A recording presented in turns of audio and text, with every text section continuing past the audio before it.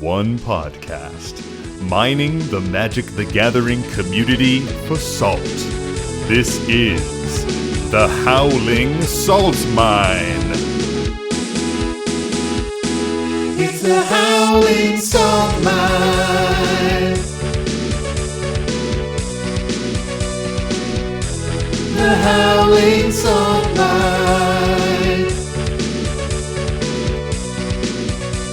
Well, welcome back, everybody, to another episode of the Howling Salt Mine podcast, the podcast where we delve into those salty minds of the Magic the Gathering community, find the saltiest posts, the saltiest stories, those salty confessionals that we love. We put them in our mine cart and bring them right back up to you, our dear prospectors at home. As always, I'm your host, Sam, and I'm here with my singular co-host, Mike. Say hey, Mike. What up, everybody? And before we step any further into the mine, you know we got to shout them out, our nice tier patrons, because they are nice. Nice. And this week we have Alex Ballix, Crean Bean, Hephaestus Bolts, Prime Speaker Florian, Yafe Judge, Dr. Black, Accidental TPK, and Royal Flood. Thanks for the support, y'all. We appreciate it. Thanks, y'all. Tony's not here. I think we've talked about it before, but every once in a while, Tony travels back to Boston around where we are, doesn't hang out with us, Nope. and does business stuff for a week. Yeah, business. Gets up to business. Which includes, meetings and copious drinking from what we can tell. Yes. Yep. Substantial amounts of post-work beverages. Yep. It's an all-day meeting, really. Yeah. And then we get very loving texts from him at like 11. When he's like a little sauced up. He'll be like, I love you guys. I love you guys. I'm so glad we did this. Yeah. Like, thanks, Tony. Thanks, bud. Appreciate that. Me too. Drink some water. Yeah. Don't forget to hydrate, man. So it's been a while since you and I have done an episode together, Mike. It has been. And it's also been, I think, an entire new anime and manga that we've both consumed. Yeah, I think last time we were like really into, I'm still super into One Piece. Yeah, it's still real. The One Piece is still real. Yeah, it's still incredibly real. But yeah, lately we've been on that Jujutsu Kaisen train, dude. Yes, though I watched it, and if I'm not mistaken, you've been reading it? I've been reading it. Yep. Yeah. Oh. I'm like maybe a third of the way through right now. I'm not exactly sure where I'm at. It's quite good. I do like it a lot. Yeah, watching it was also a different pace for me since I usually read stuff, but it's pretty solid. People really like it. Yeah, people really, really do like it. It's like interesting because I also like it, but it is interesting because as I was getting into it, there's a big discussion in our Patreon Discord because we got a bunch of weebs in there. And people were like gushing about Jujutsu Kaisen. And I forget who said it or who kicked it off, but somebody was like, yeah, it's great, but the power system, like the ability system. Me, dude. That was me. Yeah, it's a little me whack. saying that. And then a bunch of other people piled on and were basically like in agreement that it's like poorly thought out and kind of weird. And now as I read it, I am just so aware of how weird the system is. It doesn't diminish my enjoyment. Like I still appreciate it a lot. The storyline's good. The characters are good. The action is fantastic. The powers, even if the system is a little weird, are still great. But and cool. Yeah, and very cool. But man, it is pretty weird. It's definitely like poorly thought out a little bit. When the plot needs something to happen, it happens. And which is nice for the writing, but it does mean that like you have no idea how the stuff fits together or works. Yeah, it's funny to see like the author kind of lose the thread with the power system pretty early on. And since I'm reading the manga, if people aren't familiar with manga, once manga goes to print, it gets put into like volume compilations, and then those often have like letters from the editor, kind of like writer sort of asides at the end of each chapter where they give a little bit of extra context that may not have been there in the original like Shonen Jump printing or something, like the original live printing. So I think it's maybe like 20 issues in, or maybe even 15. There's like a little comic at the end where the author and illustrator is like kind of personified and is talking about how like this thing is supposed to work, and someone is like, but didn't you say it worked this way? And then they're just like, I'm an idiot and it's bad. And that's like so early on that they just admit that it's fucked and that they wrote themselves in a corner and they're like, yeah, I didn't really think that through. Oh well, keep going. We just write it off. That's fine. Yeah, I think it's the curse of trying to be too specific Yes. with how those things work, you know? Yes. But also simultaneously not very specific on some Yeah. pieces of it. Yeah. Yep. Like I think about like Dragon Ball Z. It's like they are powerful, they yell, they power up, and they Yeah. become more powerful. And then they're stronger. And then then they're it's good. stronger. Yeah. And that is how it works. And even with One Piece, it's like, well, they start in this little side ocean where everybody's kind of wimpy, but Yeah. they seem strong at the beginning. And then as things go, the enemies get stronger and stronger because they keep getting like deeper into the heart Right. of So they the get Grand stronger. Line. So they get stronger. I mean, I guess that doesn't quite make sense with DBZ, that like every villain that appears is just way stronger than the last one. Like you would think that a weak villain would appear every once in a while and they would just dispatch them handedly. Don't they though? Like, doesn't like a kind of mid villain show up every once in a while as like a prelude to the Yeah. big villain? I guess it does happen sometimes. Yeah. Yeah. Yeah. That's a funny thing with anime, though, where they're just like, man, it just keeps getting worse and worse. Yeah. Good thing we're getting stronger and stronger. Good thing. I think that's one of the reasons why I love One Punch Man. Yes, Because dude. he's just already, if people don't know One Punch Man, it's just like turns that anime shonen trope on its head. He's already the strongest character in the universe Yes. from issue 1.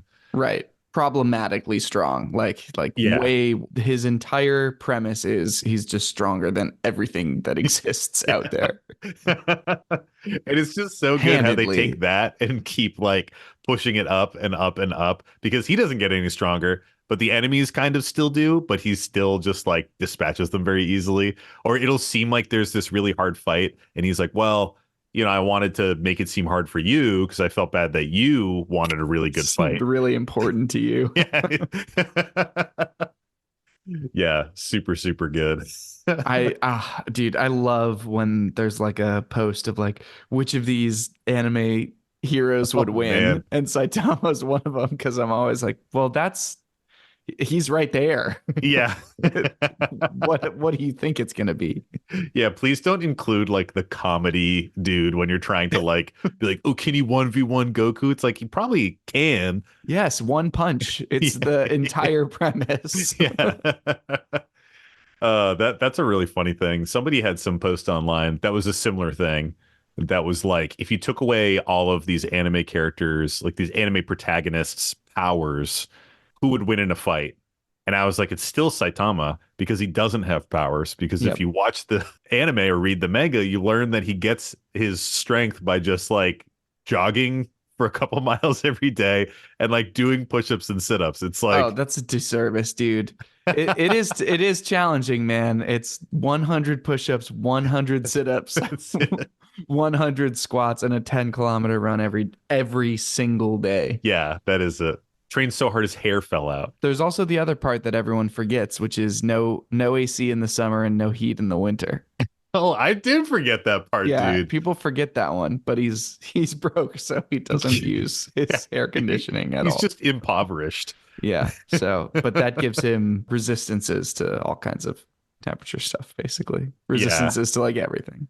It's so goofy, man. If you haven't checked out One Punch Man, please do. I think it's on Netflix. Season 1 is like 12 episodes. Like it's a wicked quick watch. Yeah. It's a And it's fun so read fucking too, funny. because it was just written, it has like kind of a different kind of background story of like someone who Yeah. started it just as like a web comic, which is different. I would say One Punch Man, not probably the right like first anime or manga for someone to read, because it's like entirely built on subverting tropes and stuff like that. So Yep. not the perfect start, but if you're already in the world a little bit, it's pretty good for that. Yeah, if you don't really know those tropes, you're not gonna like love it. Like a lot of those really, really funny jokes are gonna be lost on you because it's very referential to other popular anime and manga series that are out there. And like the characters that he comes up against and the villains he comes up against and the scenarios are all like nods to popular things from, you know, anime over the years. So Yeah. It's just really well done. I will say when I was reading it, this is a funny thing that happens with manga sometimes is when a manga first gets released and then when it gets pulled into that like volume down the road, sometimes they do rewrites. And as I was reading One Punch Man, like I read a chapter and then I went on to the next chapter and it was like the same as the previous one, but it was all rewritten. And then Yep. at the end, he was like, I had to like resequence this. And I was so fucking confused, dude. Yeah. Yeah. It was really odd. It was very, very strange that they do that. But And the correction that he changed it to involved time travel. So it's like, oh, I didn't like this, so I wanted to tweak it. So I changed it to something extremely confusing, and the fact that it was changed is I made confusing it too. more convoluted. What? Why? Oh man. Great though. Great stuff. I've also been reading My Hero Academia. You ever read that? No, I watched a bunch of it, I think. I think I watched a bunch of it, but I don't remember where I fell off. It's good. It's pretty solid. Like I really loved the anime when it first came out and watched like the first 2 or 3 seasons and was just like totally absorbed in it. Hmm. And then just kind of hit a wall with, time and stepped away from it and forgot what was going on. So I picked it up last year and just like ripped through the entire manga. And it's quite good. It's almost done. It's like in its death throes. They're closing it out pretty soon, Yeah, which is always cool. I do like things that actually finish. One Piece didn't One finish, Piece, but please. One of these final days. arc, right? Final saga. See Yeah, you the in final 5 years saga. when it's done. Or fucking Berserk, dude. Oh man, uh, R.I.P. now I'm gonna be sad. Yeah, Berserk never ended, and I don't even know if it's gonna, man. They said it was gonna end in October of last year, and clearly that didn't happen. So, Yeah, um, who knows? Who they're knows with doing that? their best. That does make me a little bit salty, though. Oh, Oh, is oh, that the transition? oh Is shit! that It's what we were waiting salt. for? Yeah, let's talk about Salt. Let's get into the mind. Let's get out of the anime and manga foyer and move into the full atrium of Salt here. But Sam, what is salt? Oh, great question, Mike. Thank you. You know what, Mike? You just hit that cue. I saw you were ready. Sometimes Tony I almost forgets. jumped the gun, honestly. I did notice that too. You almost did. I almost cut the intro. But what is it? What is it, Sam? Tell me. I need to know. Salt is frustration in the game, as we like to say. It is an umbrella term. Really, salt encapsulates anything that is frustrating or, makes you a little bit angry in a game of Magic. It happens in 1v1 Magic. It happens in 4-player. It happens in 8-player. Very frequently, it happens in 8-player Magic. Almost every time 8-player happens. Almost exclusively, you will feel salty in an 8-player game of Magic. It's really everything from, the little grains of salt, which might be maybe someone's got kind of a weird attitude. Maybe they don't really want to chit chat and you're looking for a laid back game. Maybe they're just getting a little bit too sweaty with the pre-con game.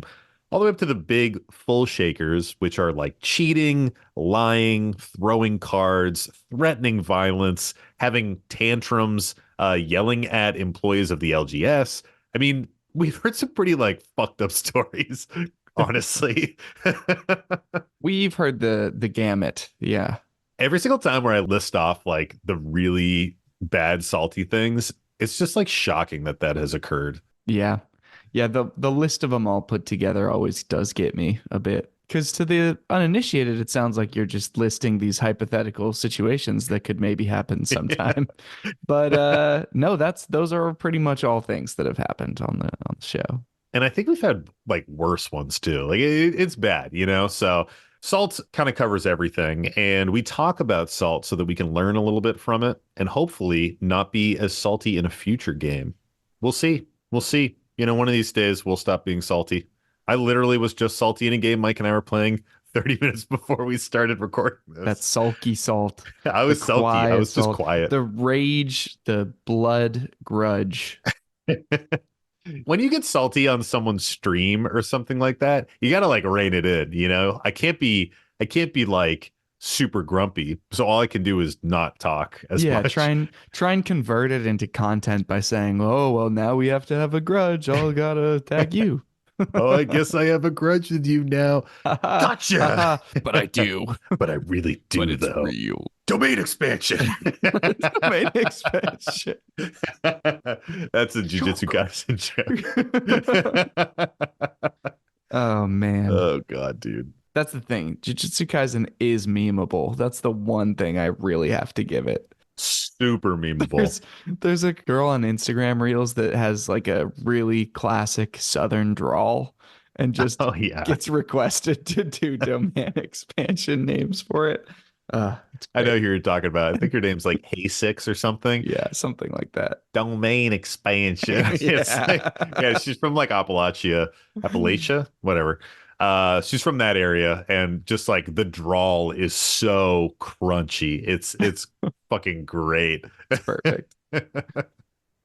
Um, But enough about well, that. yeah, I know, right? We're just going to talk about that for like a long time if we keep going there. Folks, if you didn't know, this actually is a Magic the Gathering podcast and Yep. not an anime and manga podcast. Yep. This is why we need Tony around because I don't even know. He doesn't actually keep us that off of Yeah, animes. he doesn't. He just only knows Dragon Ball, so that's like all he's gonna relate it to every time. Yeah. All right. So should we why won't you delight my ears with a story here? How about that? Ooh, I would love Oh, to. oh. What a segue. Let's delight. Let's delight in the salt, everybody. So this first one comes to us from one of our patrons, D. Beeson. And this post is titled Salt for the Slug. I wonder if this has a Toxrill in it, I wonder. right? What could it be? And the story goes. I was playing at an LGS with some people I knew casually. Not super close, but not randos either. I was playing Mishra, Eminent One, and the others were playing Amara, Soul of the Accord, Kaikar, Wind's Fury, and Toxrill, the Corrosive. There it is. There it is. There's your slug. That's not going to interact with Kaikar in any kind of annoying way.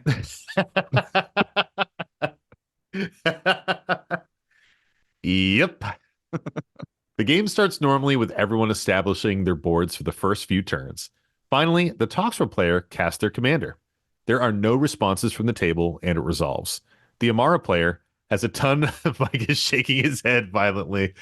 The Amara player has a ton of tokens at this point, and I know that Yeah. Toxrill needs to go down before it snowballs. Fortunately, I have an answer. Still in the main phase, I Chaos Warp the Toxrill. The Kaikar player then counters my Chaos Warp. What? No. Why would you fucking do that? No, don't do that. I was a bit stunned by this. Why the hell would he do that? He says he's more worried about what could come out of the deck than he was about Toxrill. No. Ugh. I said, No. whatever, dude, and tried to give him the benefit of the doubt. Maybe he had a better answer to Toxrill. Did he? Nope. No. The Toxrill player made a bunch of slugs and drew a bunch of cards while I couldn't do anything but sit there and watch. We did find out what was in the Toxrill deck. Clones, Sakashima, Irenicus's Vile Duplication, etc. By the time someone did find an actual answer, it didn't matter because there were multiple copies at that point. Ugh. Dude, what a fucking misplay. Bad threat assessment, man. Are you We talk about it kidding all the me? time, but that's just brutal. So bad. So let's just read a couple cards to give some context here. I know we've talked about Toxrill, but that was some episode in the past. I think it was a salty card of the week. Or maybe not. Who knows? So Toxrill the Corrosive costs 5 and 2 black. It's legendary creature Slug Horror. It's a 7/7. And it says at the beginning of each end step, put a slime counter on each creature you don't control. Creatures you don't control get -1/-1 for each slime counter on them. Whenever a creature you don't control with a slime counter on it dies, create a 1/1 black slug creature token. And then you can pay a blue and a black and sacrifice a slug to draw a card. Notably, Toxrill is an infinite mana outlet, which I think is like one of the cooler ways of using Toxrill, Mm-hmm. because sacrificing a slug to draw, you can sacrifice Toxrill itself and just keep casting and sacking Toxrill and draw your whole deck. It's pretty cool. It's like kind of fringe CDH, but there are some like pretty dope applications. I think we should read Kaikar just so people know how bad this person fucked up. Amara as well. All right, so Kaikar Wind's Fury. This is a legendary creature bird wizard. It's a 3/3. It costs 1, a blue, a red, and a white. Flying. Whenever you cast a non-creature spell, create a 1/1 white spirit creature token with flying. sack a spirit, add a red mana. So you're already making a ton of 1/1s with Kaikar. So you're basically like setting up the Toxrill player perfectly to just constantly be dropping those slime counters and getting those slugs. Granted, you could sack all your spirits to get red mana and like try not to leave anything out there, but like probably should have just let the Chaos Warp go through. And the other player that's pointed out as being at the table is Amara, which is a 2/2 for 2. Whenever it becomes tapped, create a 1/1 white soldier creature token with lifelink. So two of these decks at the table are just pumping out like 1/1s that the Toxrill can slurp up. Dude. So, I mean, we're not going to read Chaos Warp, but just so people have a general idea, you take a card, you shuffle it into your deck, and then you flip the top card of your library. And if it's a permanent, you put it onto the battlefield, right? Yeah. So, like, the fun, silly thing that can happen with a Chaos Warp is that you shuffle something into your deck, and there is a chance that that thing you shuffled in will come back out. Like, we've seen it happen in games before. I think it's happened like 2 or 3 times with our pod. Always super entertaining when it does happen. But, like, your chances of just revealing like a fucking instant or sorcery or something like that are pretty high, or it's just a land or like a cheap little creature. Like it's almost always going to be in your best interest to let that resolve. Yeah. If you think about it from like a, expected value perspective of what's coming out of there, if you consider purely mana value as like the only thing that you're caring about, and we can use that as like a rough analog for the power, right?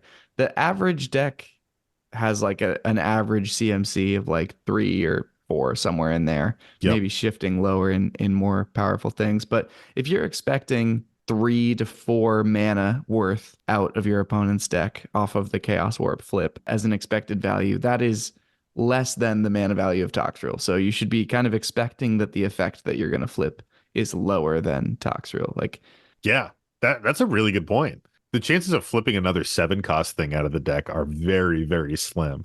Like, what's the worst case? You get like I don't know, you get like a Bolus's Citadel off the top, and then they just like rip through their turn and have something crazy happen. Like, maybe that happens, but I mean, the chance of it is so low for that to break badly for you. And how many cards is this Toxrill player going to draw by like doing the stuff that is going to happen with what's on board already? So like if you're, worried about the card that might come out of the deck, it's like, well, that's fine because they're going to draw 10. So that's more chances of hitting those things you're scared of them flipping into. So, and also like there were already known 1/1s on board. If the turn passes, those are all dead. They get slugs. Like, the thing with Toxrill is you truly cannot let it get to the end step if you can help it. If a Toxrill lands, you got to remove it as fast as possible and hope that they don't have a way to cast it back. But even if they do, even if you remove it and they're sitting on 9 mana, then at least the next thing they do on their turn is just recast Toxrill, which is like a huge sink for their resources, Yeah. What do you think in general about like countering someone else's removal that's not targeting you? I think there are very, very few instances where you're going to want that to happen. Yeah. I've never seen someone cast a Chaos Warp and I've been like, that cannot go off. You know what I mean? Yeah.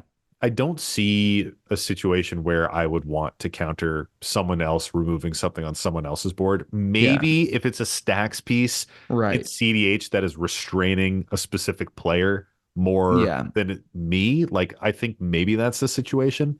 Right. If a piece is borderline your game piece because it's helping you so much, like then maybe you protect it even though it technically is under someone else's control. But like I just think there's really, really rare cases where you ever actually want to intentionally protect somebody else's board and use resources to do that. Especially when you're protecting a Toxrill. Yeah.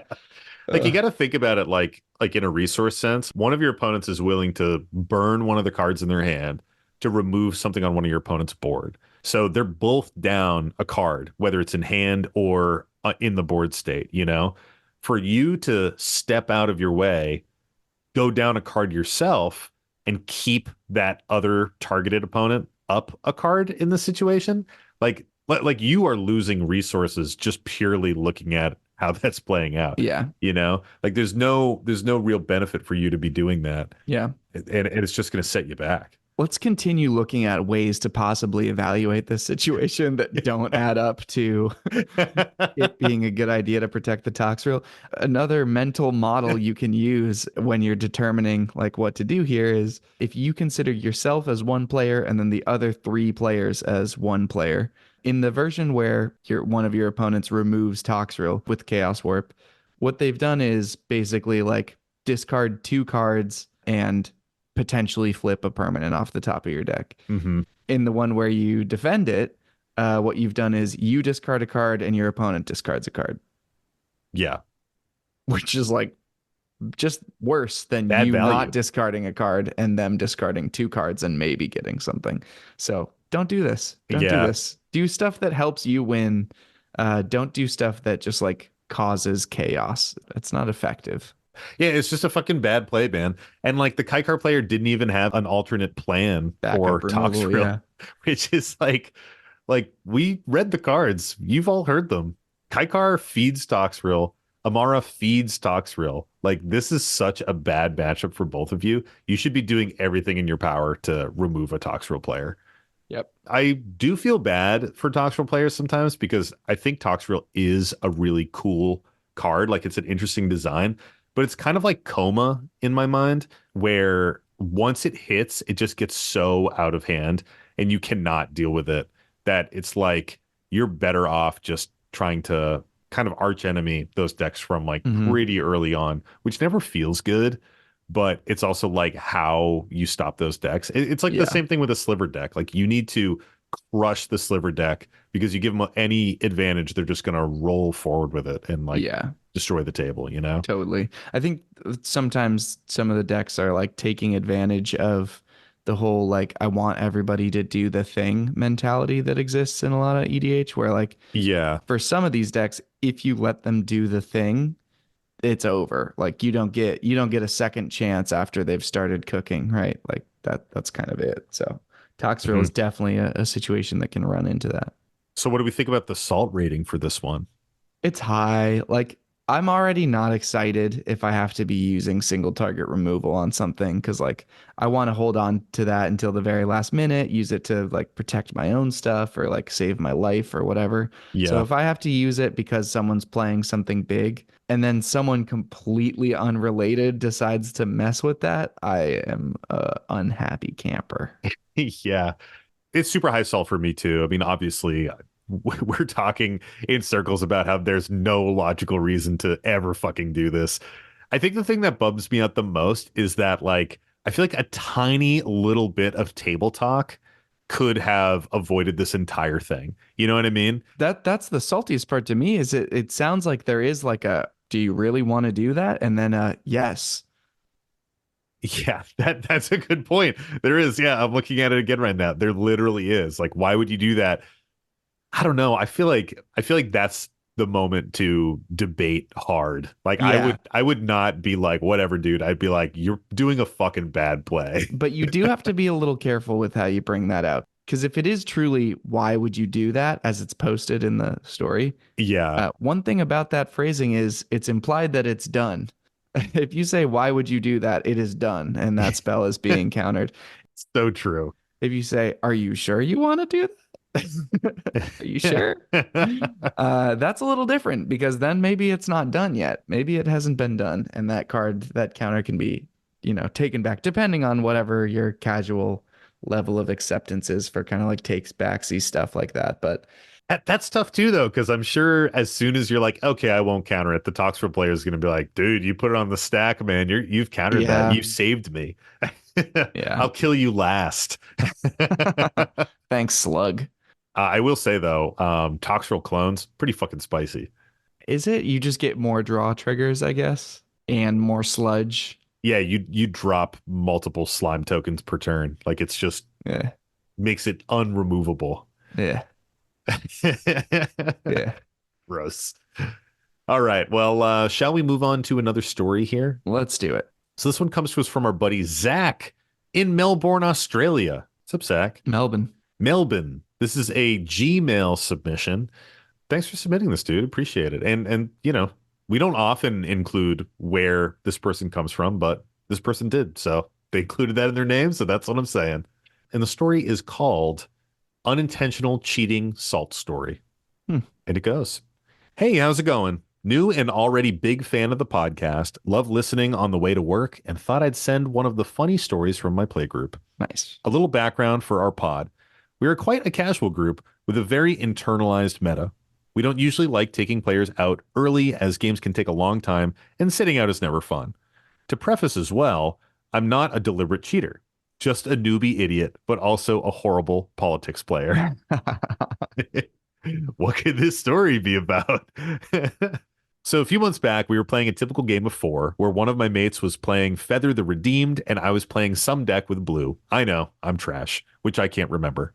Wait, they don't remember their own deck. No. What?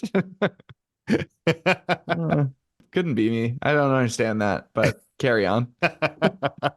Like, what are you playing your friend's deck? We do advocate for that, so hopefully it's that. True. And not yeah. like you just forgot what your deck is. Maybe they're They one of are those new. people that's like Who a knows? prolific builder that's Yeah. just cranking out decks and cannot even remember them. Good But point. yeah. I take it all back. I don't know. I agree, Let's though. keep going. The main part was I had a way to kill the Feather player in some form, potentially poison. But and you really don't remember. Potentially poison. You really What- don't remember, dude. Is this intentional? Like, it's like, well, maybe like we're gonna find out later that this is like he's running Atraxa Proliferate and he had 9 poison counters. Playing like some blue deck Yeah, and like some kind of maybe blue had a way commander. to kill him. Maybe I was doing this thing. It was called poison, something like Poison that. I don't even really Proliferate, something remember. like that. It started with a P. That's all. I think they needed 20 counters to lose. I don't even remember. A little callback. 8-player game. 8-player game. The main part was I had a way to kill the Feather player in some form, potentially poison, but it was early, and due to my love of politics, I asked him if I didn't kill him, if he would swing his unremovable feather at other people in return. Obviously, he agreed, because that's exactly what someone says when you have a gun to your head. Mm-hmm. The other two obviously banded together to fight our wonky alliance, and after a few turns, I ended up on 4 life, which is when the Feather player cast an electrostatic field and said, sorry, but I'm going to kill you to free myself out of our abusive relationship, as he had 5 instances. This is where the problem starts, as I tell him I have counterspells in my hand and will counter his most important instance. I will stop them from occurring them for later use after I'm out of the game as a final fuck you.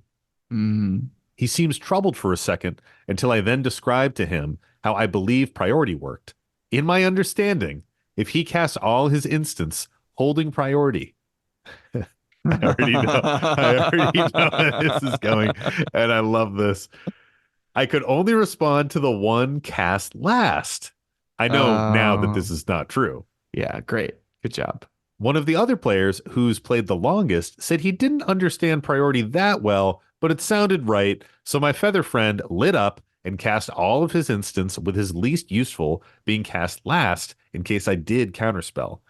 Well, I didn't have a counterspell, but I did have Cyclonic Rift, so I single targeted bounced his electrostatic field. The other 2 players started pissing themselves, and they all called me a dickhead. The Feather player was salty, calling me names and saying if he hadn't held priority, he would have killed me, in which I said, why would you trust the person you're about to kill? We both ended up laughing as I had my turn where I killed him, then died straight away on the next player's turn. I'd say he was more salty a few weeks later when I saw someone counterspell on the stack in a YouTube video and told him I was wrong about the priority. Sorry it wasn't that salty a story, but more funny. It is fucking salty. It is. We are still mates and play all the time. I still hate his unremovable feather, and he still hates all my blue decks. Thank you for taking the time to read. I'm actually still pretty salty about this because it sounds like they still messed up the rules.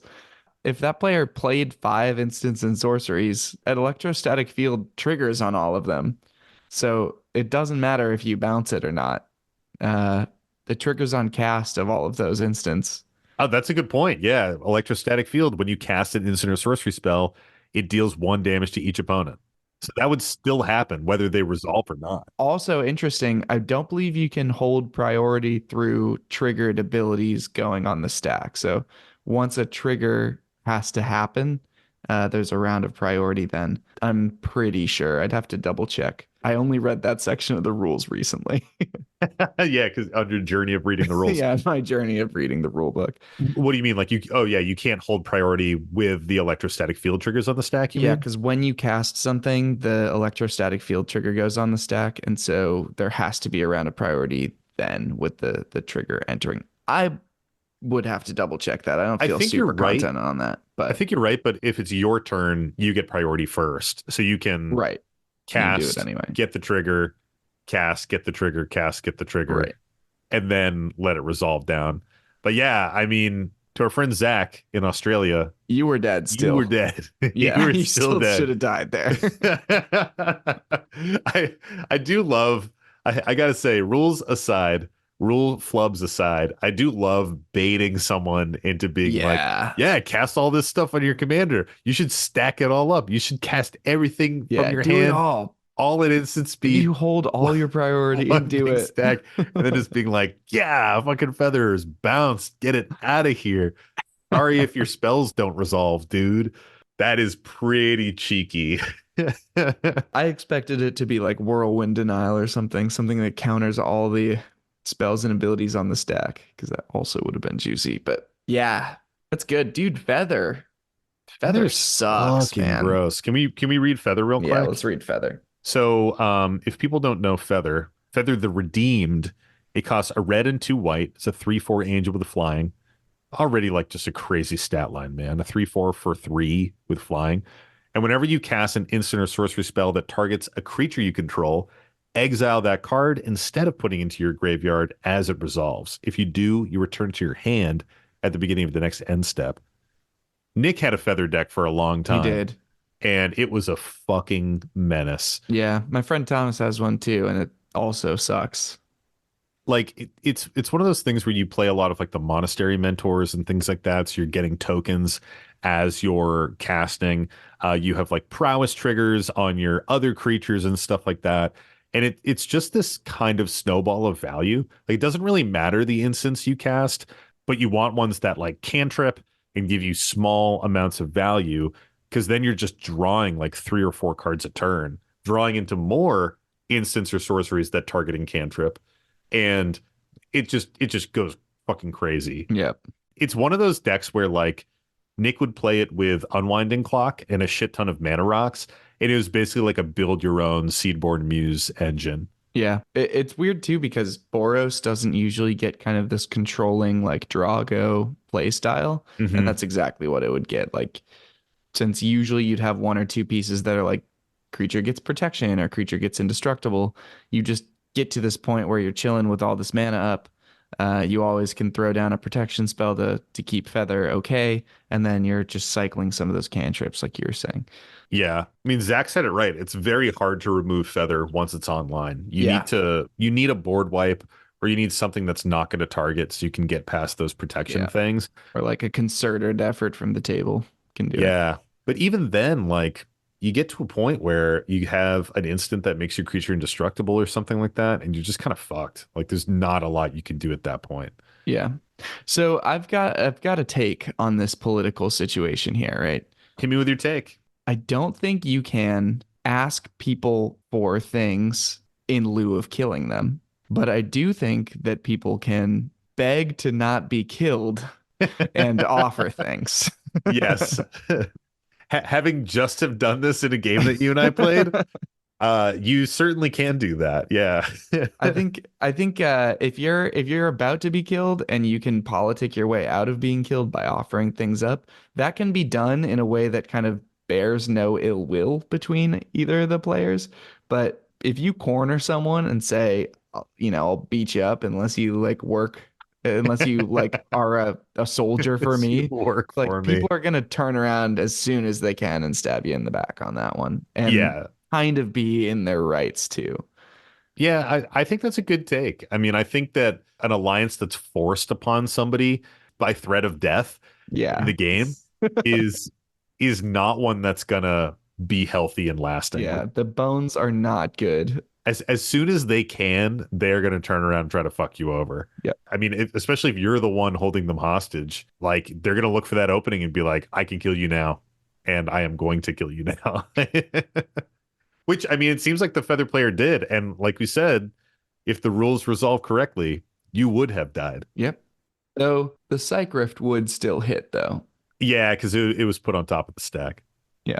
So you bounce feather, but you still died all the electrostatic triggers. So I have a deep love of any rules misunderstanding that has to do with holding priority. yeah, me too. I think it's like my favorite mistake that new players make.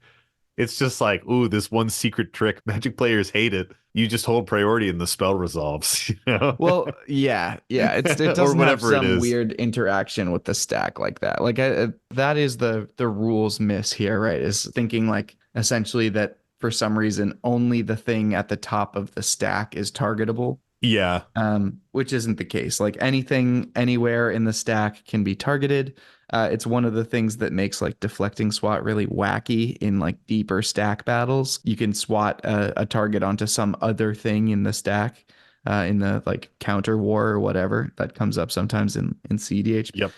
Yeah, the stack, it's all available still. It's just a different zone is another way to think about it too. It's like you can't only target the leftmost creature that each player has in play. So you can't only target the topmost thing of the stack. You can target whatever you want. I think there's also like a pretty common misunderstanding with newer Magic players between like casting a spell and having a spell resolve. Yeah. And I think that that is kind of the crux of the electrostatic field misunderstanding here, where Hmm. it seems like because those instants didn't resolve, that they didn't resolve the electrostatic field triggers when truly those happen on cast, you know? And I think that's hard because like you think about casting a spell just in like real world lingo, fantasy books and things Yeah. like If that. you're like really casting spells, it The works a whole little thing is differently. done. You know, you Yeah. cast it, is it's out there. It's not like a setup, you wait and then it resolves. You know what I mean? Like Shadow Wizard Money Gang. They they love love casting casting spells spells. and resolving spells. Yeah. Well, they don't actually care so much about the resolutions. They're there for the casting The part. cast triggers. Yeah. People should people should read Rule 601. It's worth it's worth a It's a read. banger of a rule. It actually is a banger of a rule. The thing about it that's so crazy to me is like casting spells is such a good example of like magic is just way more complicated than it seems like it is. I mean, it seems somewhat complicated on its face anyway, but like you can get the idea of okay, I play a spell, like I pay this mana and I play it. Okay, and then it does the thing. Like that's Mhm. how playing cards works.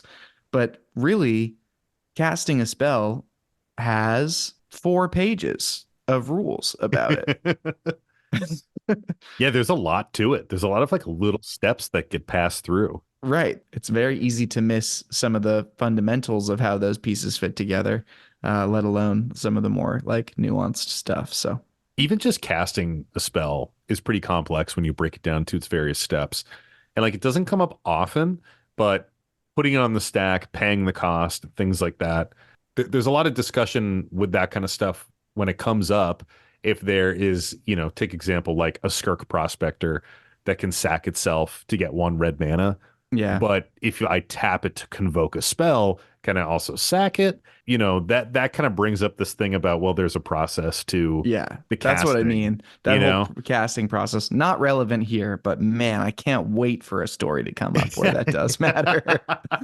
I would be so excited. You don't come across those rules often because they're so specific, the interactions that really need to pull up like the nitty gritty of how a cast actually resolves. See, I'm using the definition to define the word. You know Yeah, what I mean? I can't not either. Guys, it's a complicated game. It's a complicated game. It's a complicated game. So what's your salt level on this one? Um, this is like kind of a sugar break to me just because it is so good natured. Like, and you know, because like the rules things, I'm going to kind of overlook those with my salt. I think that if I were the feather player, I would feel a little bit salty because you definitely got baited into dumping your whole hand and just kind of getting blown out by the single bounce spell. But at the same time, like it's pretty funny. Yeah, it is pretty funny. Like I think we've had a lot of people politicking and like pulling people into, you know, we had one just a couple weeks ago a story where somebody was kind of baiting like a deflecting palm. And this feels very similar, where you're like, well, you should do this because I have this counter spell in hand, and this is actually the best way for you to resolve these spells.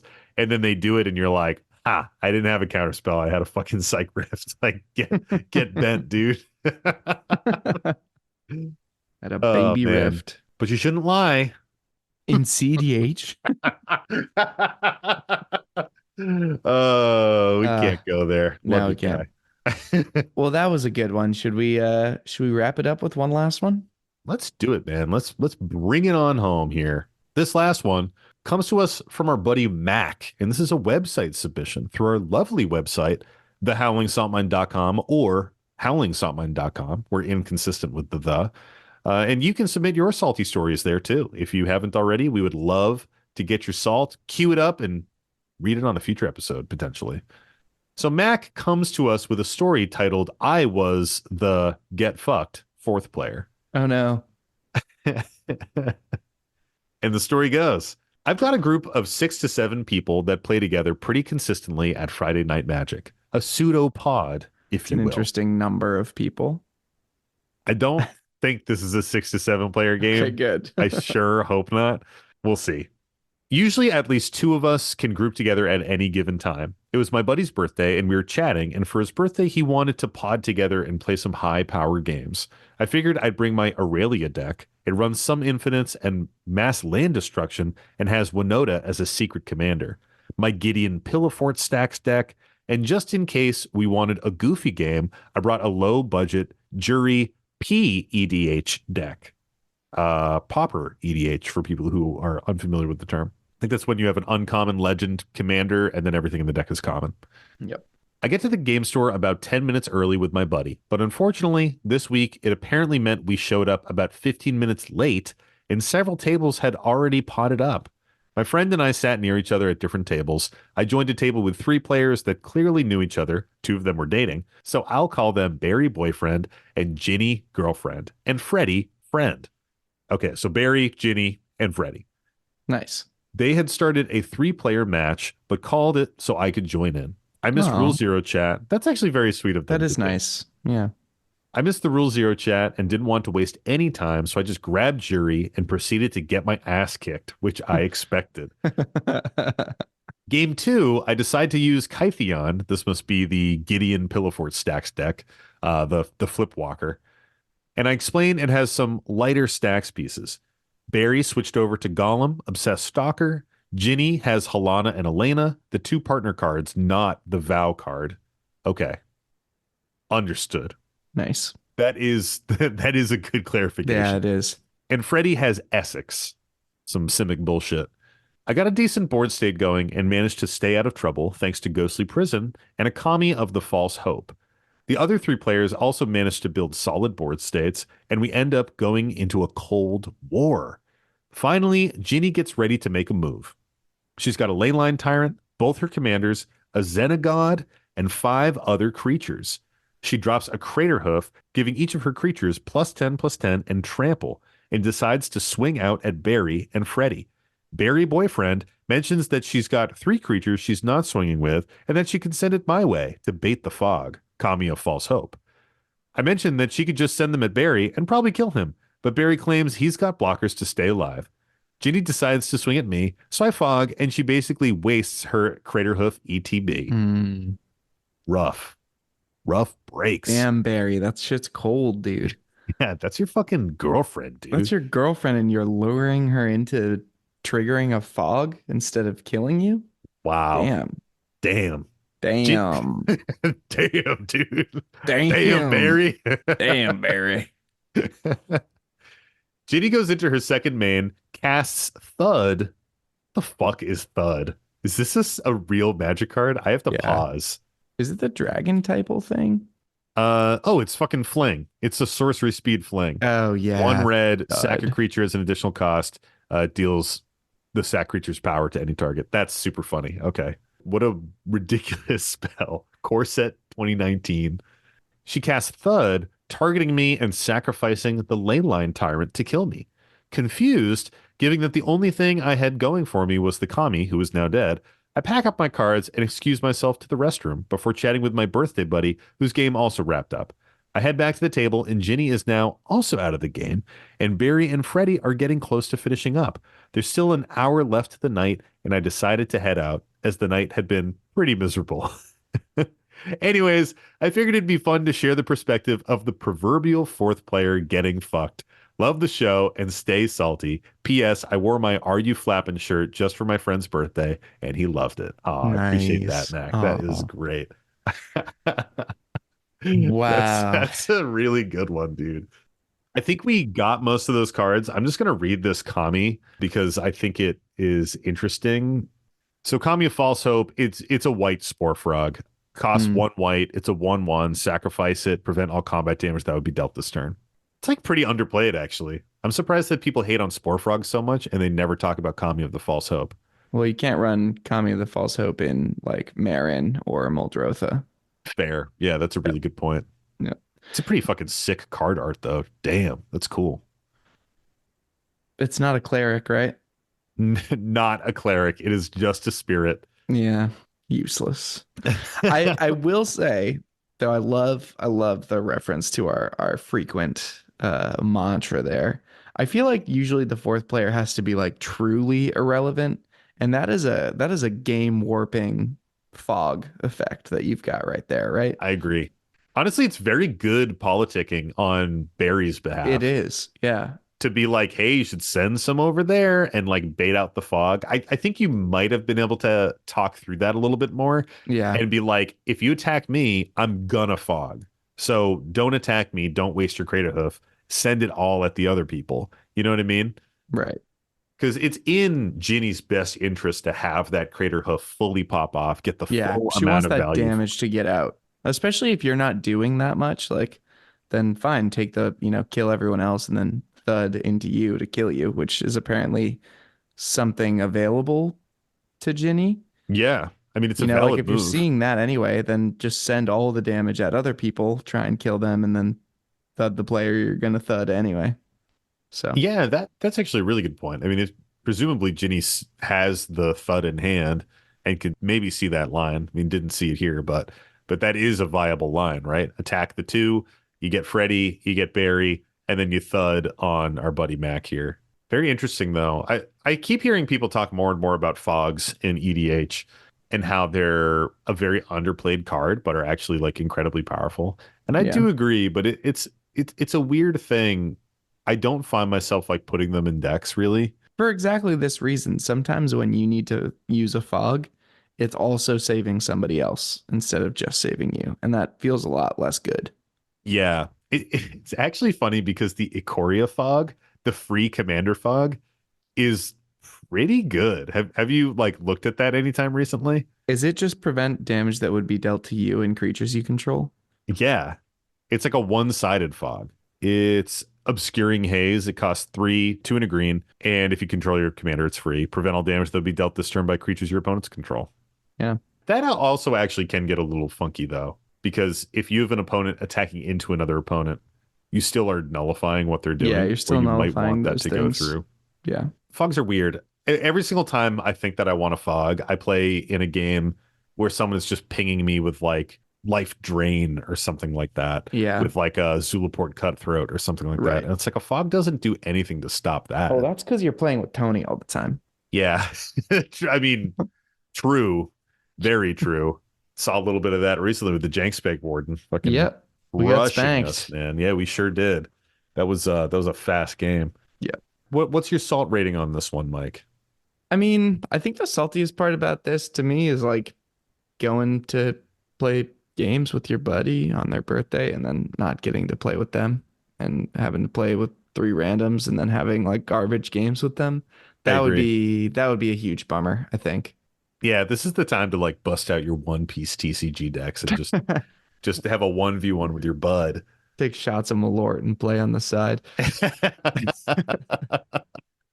Yeah, dude. I mean, I don't know. I agree with you. I think that's the biggest bummer here is that you didn't get a chance to play with your buddy. It was his birthday. You were specifically going there for that. You had to separate, and you got dumpstered in your first game. And then your second game, honestly, like Mike said, I think you were pretty effective in that game. I just think Ginny got like The beguiled worst. by Yeah, Barry's Ginny got politics. yeah, definitely beguiled. That's the right word. And maybe there was a little bit of politicking you could have done in that moment, but who knows what their relationship is like, you know? Well, Oh, Barry. is it what time is it, Sam? Ooh. Is it perhaps that time of the week? Does it come every week? It's the time of the week that comes every single week. Every motherfucking week. Fuck. I gotta do Whoa. Tony's energy, Whoa. man. That's true. It's the time of the week where we say, Mike. Mike, Mike, Mike, Mike, Mike.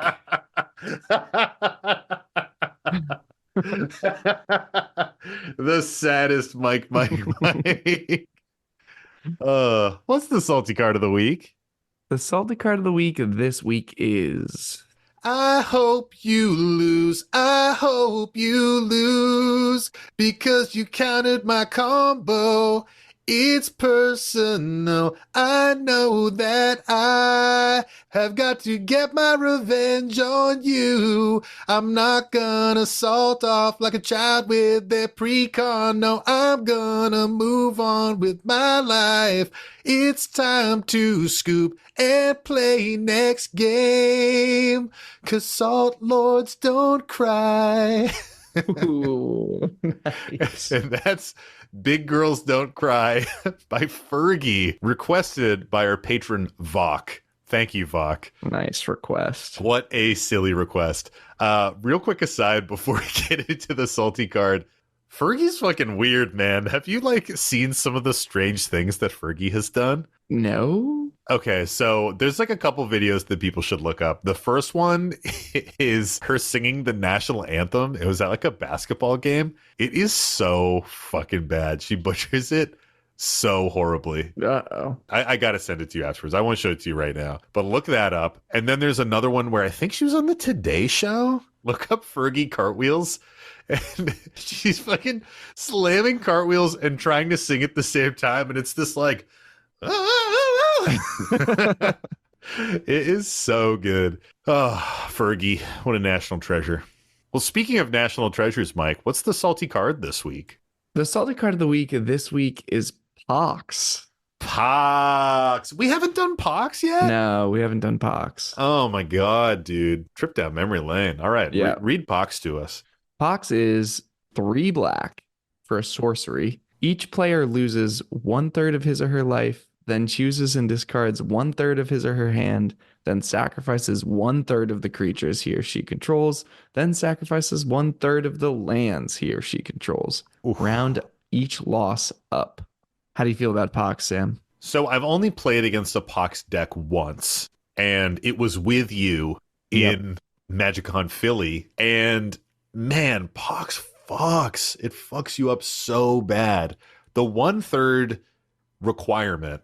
It's funny because we just had a similar effect come out with the Fallout cards where it's like you sack 1/10 of your creatures or something. That's part of why I wanted to talk about it too. Hell I yeah. feel like it's relevant. And effects like this are really interesting because like you think about 1/10 or you think about 1/3 and you're like, okay, well, it's not that much, but it's rounded up. So if you have 2 things, you sack half of your shit. If you have 3 things, you sack 1. If you have 4 things, you sack 1. No, 4 things, you sack 2 things. 4, you're sacking half again. Yeah, it is way more in practice than it seems like when you're just reading the card because you are rounding up every single time. So you're hitting these thresholds much sooner than you think you would. In my experience with the Pox deck that we faced, I believe it was Kodama of the East Tree and Tavesh Zot, partner commanders. That sounds right. And the strategy of it was really, really cool. I mean, Tavesh would give you Thrall tokens that you could sacrifice. And then Kodama can let you can make a Thrall token and then put a land from your hand into play, just kind of get additional value off that Kodama and rebuild. So it's this really, really fascinating deck because everyone gets fucked by Pox. It hits everybody equally. But if you build your deck in a way where you can build back faster than other people from casting that Pox, like there's a lot of different ways to get around it. And if you've built your deck right, you're going to come out on top every single time you cast it. And it will be devastating to your opponents. Not to mention discarding the cards in your hand. Like you were just shedding cards out of Yeah. your hand. And Yeah. again, like we said, those thresholds come up way faster than you think that they would. The maths out in a very interesting way. Yeah. My limited play against it, I can't really say that it makes me super salty, but I know it does for sure because it's just so powerful and so hard to play into. Yeah. Mostly it's just really, really fucking cool. It But is pretty cool. I think we think it's so cool because of the one experience we had with it, but I do imagine it would be pretty annoying to play into yeah. regularly. How do you feel about this one, Mike? Similarly to what you said, like I think it's really interesting. I think that the way that 1/3 rounded up plays out is a lot more aggressive than people expect it to be. Like you have 5 cards in hand, you're discarding 2. That's pretty tough. If you have 7 cards, you're discarding 3. That hurts pretty bad. If you're at 30 life, suddenly you're at 20 life. Like you move from, feeling pretty safe into kind of like striking range of a lot of decks pretty quickly. And yeah, it's one of those cards you can kind of break parity on by choosing permanent types that don't get hit by it when the pox goes off. So it's painful if you're seeing it recurred. I think it's painful even if you're getting hit by it once. And I think one of the things that we may be seeing contributing to its salt is sometimes that symmetrical effects like this, since they shoot the person casting them as badly as they hit everybody else. Sometimes people can't capitalize it on it very well. And they're just kind of playing like these chaos effects. And if it's that, then that's obnoxious and I hate that's it. a really good point. And dude. that's I didn't super even think salty about to that. me. If it's like, well, this hurts you guys, it hurts me just as much. That's a totally different scenario than, okay, I'm hurting you guys with this pretty badly. And like I've managed to play around it in such a way that it doesn't impact me as much. Yeah, that's a really good point. Like it's probably dropping in just like kind of getting misplayed a little bit. Yeah. It doesn't take much for a third to feel like half. Yeah, it's just the timings of it too are really interesting. Like you can be on 2 lands and someone can play Pox and you have to sack one of your lands. Yeah. and you sack your land, you discard your next land drops, and you you're discard just like, 2 lands and sack the 1 drop that you played. Like exactly. like that's terrible. That's a terrible experience. So salty. Yeah. Oh god. So where does this fall on the list, Mike? Well, listener, why don't you try taking a guess? And Sam, why don't you try taking a guess also? Play along at home, listener. I'm gonna fucking beat you at this game. You got nothing on me. All right, listener, what's yours? Okay, good guess. Good guess. Yeah, pretty shitty guess, actually. Yeah, no, it's pretty good. Bad. It's pretty good. And Sam, what's yours? So this is an interesting one because it's not played a lot. So I do wonder how many people have even encountered this. And again, like it's hard to evaluate reading it.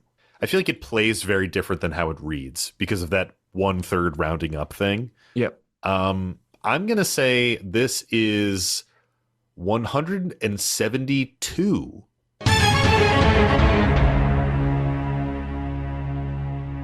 I'm sorry, Sam. The listener beat you. No. It's it's 186. Oh, I was close. So you're dude. actually really close. They just got a little closer. So damn, I was pretty you close. lost it in the end. Yeah. I mean, I was thinking, close. I was like, I think this is less salty than Winota. I think people Yes. see this less often than Winota, which is, as people know, our 150. Dead center of those. So that's a good one, though.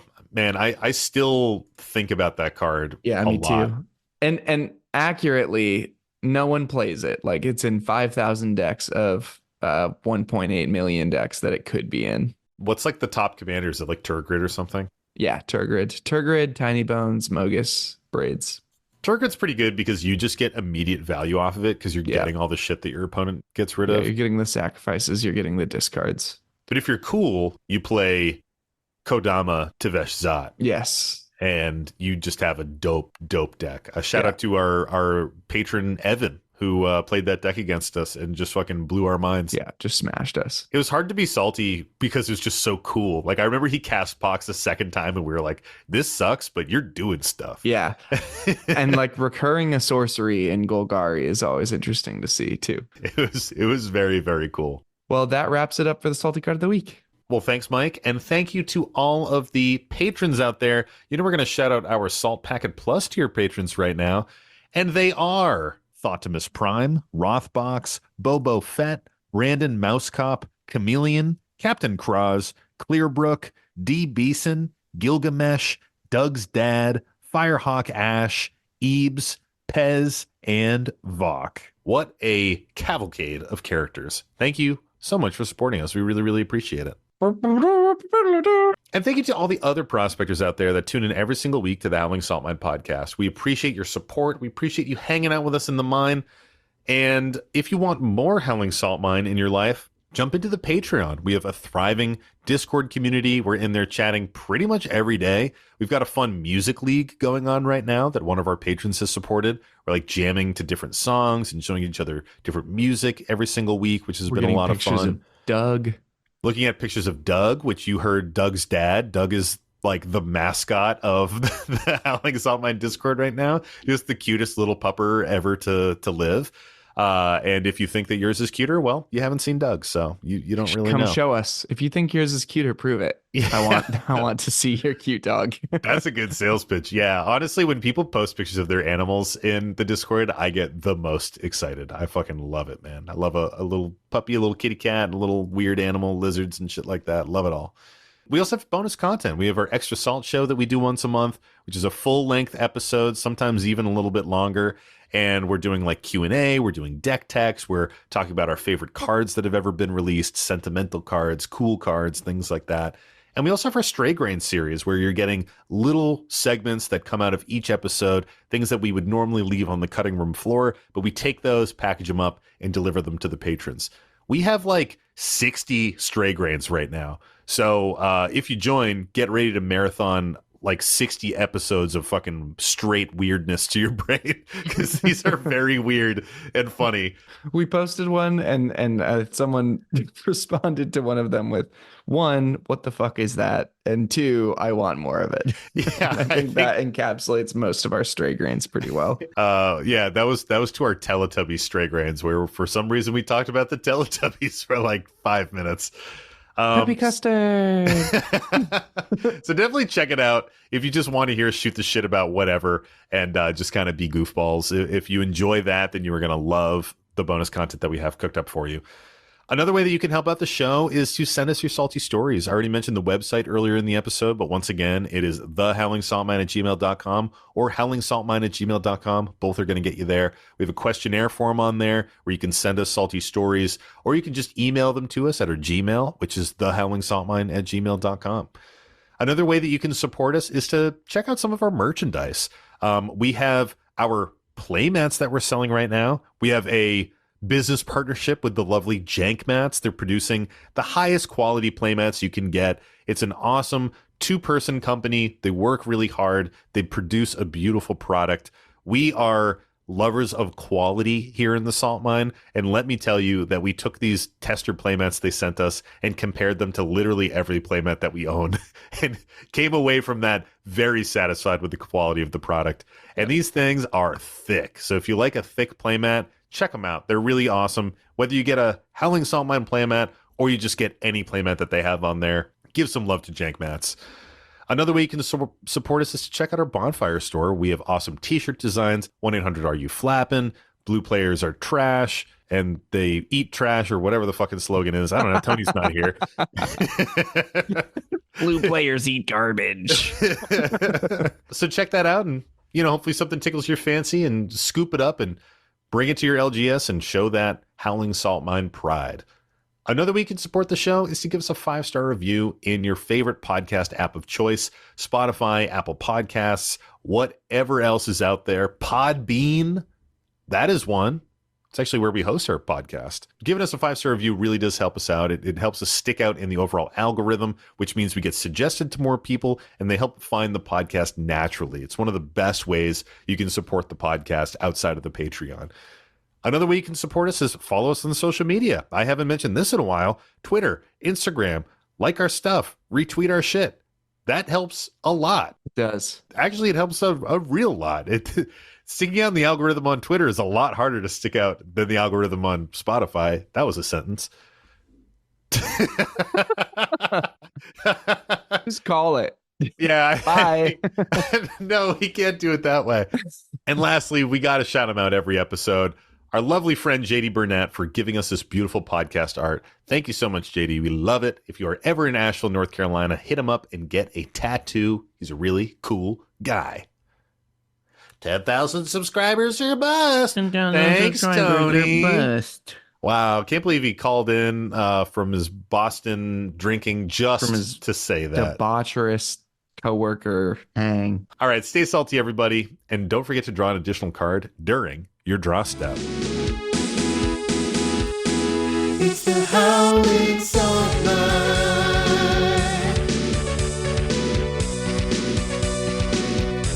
The howling song night.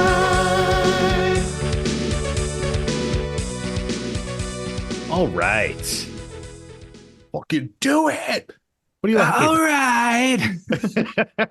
Okay. Domain expansion. Yeah. Domain expansion. Yeah, it's still incredibly real. Incredibly wheel. he's still incredibly incredibly real. The One Piece. The One Piece is wheel. One of our patrons. Oh shit! I forgot to call it the patrons fucking Shit. intro. I'm just gonna do it right now. Yeah, I mean, if that like to honestly, wow, I'm fucking stammering.